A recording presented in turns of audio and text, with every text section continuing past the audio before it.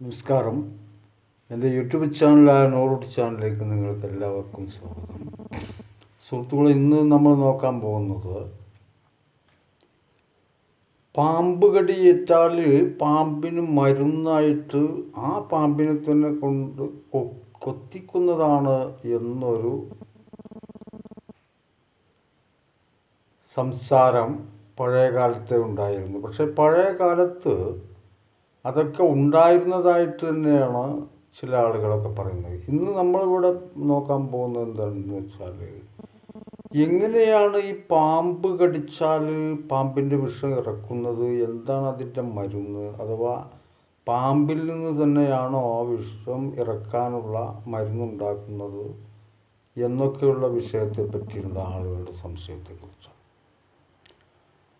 സത്യം പറഞ്ഞാൽ പാമ്പിൻ്റെ വിഷം മനുഷ്യ ശരീരത്തിൽ ഏറ്റുകഴിഞ്ഞാൽ പിന്നെ രക്ഷപ്പെടുന്ന കാര്യം വളരെ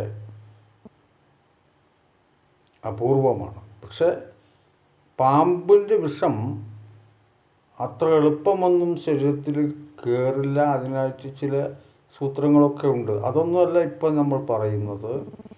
നമ്മൾ എങ്ങനെയാണ് ഈ പാമ്പിൻ്റെ വിഷം ഉണ്ടാക്കുന്നത് എന്ന് ചില ആളുകൾ ചോദിച്ചിരുന്നു. അപ്പം ഞാൻ പറഞ്ഞു, എനിക്കറിയാവുന്ന പോലെയാണെങ്കിൽ 2-3 ദിവസത്തിനുള്ളിൽ ഞാൻ അതിനുള്ള ഒരു മറുപടി തരാമെന്ന്. അപ്പോൾ ഞാനത് എനിക്കതിനെ പറ്റിയുള്ള നോളജ് മനസ്സിലായി. എന്താ സംഭവം എന്ന് പറഞ്ഞാൽ, ഒരു സിമ്പിളായ ഇതാണ്, പക്ഷേ അത്രമാത്രം സിമ്പിളല്ലതാണ്. ഇതെങ്ങനെയാണെന്ന് വെച്ചാൽ അതിനെപ്പറ്റി നമുക്ക് മനസ്സിലാക്കാം. ആദ്യമായിട്ട് നമ്മൾ ഇതെന്താ ചെയ്യുന്നതെന്ന് വെച്ചാൽ, ഡോക്ടർമാർ എന്താ തരം ചെയ്യുന്നത്, ശാസ്ത്രജ്ഞന്മാരാണ് ചെയ്യുന്നത്. ഒരു പാമ്പിൻ്റെ വിഷം അല്പം എടുത്ത്, അതിനവർക്കൊരു കണക്കുണ്ട്, അത് എടുത്തിട്ട് കുതിരയുടെ ദേഹത്ത് കുത്തിവെക്കുന്നു. ഇങ്ങനെ കുതിരയുടെ ദേഹത്ത് കുത്തിവെച്ചാൽ കുതിര ചാവില്ലേ എന്നാണെങ്കിൽ കുതിര ചാവില്ല, ചാവാൻ മാത്രം കുത്തിവെക്കുന്നില്ല. പിന്നെ തുടർന്നും അതേ വിഷം തന്നെ അതിനേക്കാൾ അളവിൽ കുതിരയുടെ ദേഹത്ത് കുത്തിവെക്കുന്നു. ഇങ്ങനെ വീണ്ടും കുത്തിവെക്കുന്നു. ഇങ്ങനെ ഒരു കണക്കുണ്ട്. അത്രമാത്രം വിഷം കുതിരയുടെ ദേഹത്ത് ചെന്നതിന് ശേഷം അവിടെ ഒരു ശാസ്ത്രീയമായ സംഭവം സംഭവിക്കുന്നത് എന്താണെന്ന് വെച്ചാൽ, ഒരു ആൻറ്റിബയോട്ടിക് സിസ്റ്റം അവിടെ രൂപാന്തരപ്പെടുന്നു കുതിരയുടെ ദേഹത്ത്. അങ്ങനെ ഈ കുതിരയുടെ ദേഹത്ത് ഈ ആൻറ്റിബയോട്ടിക് സിസ്റ്റം രൂപാന്തരപ്പെടുന്നത് മൂലം പിന്നീട് കുത്തിവെക്കുമ്പോൾ ഒരു ആൻറ്റി വൈറസ് കുതിരയുടെ ദേഹത്ത് ഓട്ടോമാറ്റിക്കായിട്ട് ഉണ്ടാകുന്നു. ഈ ശാസ്ത്രീയമായ കണ്ടുപിടുത്തമാണ് മഹത്തായ പാമ്പിൻ്റെ വിഷത്തിന് ഇറക്കുന്ന മരുന്നായിട്ട് പിന്നീട് കണ്ടുപിടിച്ചത്.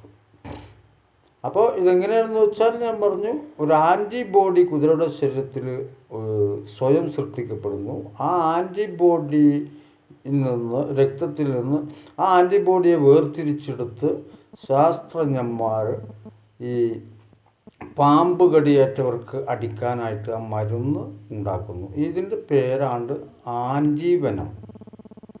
ആൻറ്റിവെനം എന്നാണ് ഈ മരുന്നിൻ്റെ പേര്. ഇത് കുതിരയിൽ നിന്നാണ് സ്വരൂപിച്ചെടുക്കുന്നത് അഥവാ സൃഷ്ടിച്ചെടുക്കുന്നത്. ഇതാണ് ആൻറ്റിബോഡി, ആൻറ്റിവൈറസ് എന്ന് പറയുന്നത്. ഇത് മനുഷ്യ ശരീരത്തിൽ പിന്നീട് കുത്തിവെക്കുകയാണ് ചെയ്യുന്നത്. അപ്പോൾ ഏതൊരു പാമ്പിൻ്റെ വിഷം കുത്തിവെച്ചിട്ട് ആൻറ്റിബോഡിയാണോ സൃഷ്ടിച്ചിട്ട് ശാസ്ത്രജ്ഞന്മാർ സൂക്ഷിച്ചിരിക്കുന്നത് എന്ന പാമ്പിന് മാത്രം വിഷം മാത്രമേ ഇറങ്ങൂ. അപ്പോൾ മറ്റു പാമ്പുകളുടെ വിഷം ഇറങ്ങണമെങ്കിൽ അതേ വിഷം കുതിരയുടെ ദേഹത്ത് കുത്തിവെക്കണം.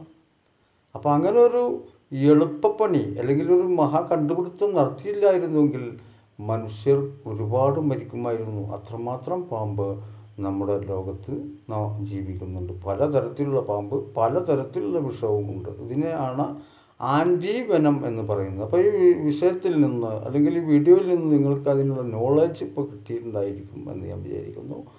കുതിരയുടെ ദേഹത്ത് അതാത് പാമ്പിൻ്റെ വിഷം അനൽപമായി കുത്തിവെച്ചിട്ട് ആൻറ്റിബോഡി സൃഷ്ടിച്ചിട്ട് ആ ആൻറ്റിബോഡിയെ ആൻറ്റിവെനം എന്ന് വിളിക്കുന്നു. അപ്പോൾ ഈ വീഡിയോ നിങ്ങൾക്ക് ഇഷ്ടമായെന്ന് ഞാൻ വിചാരിക്കുന്നു.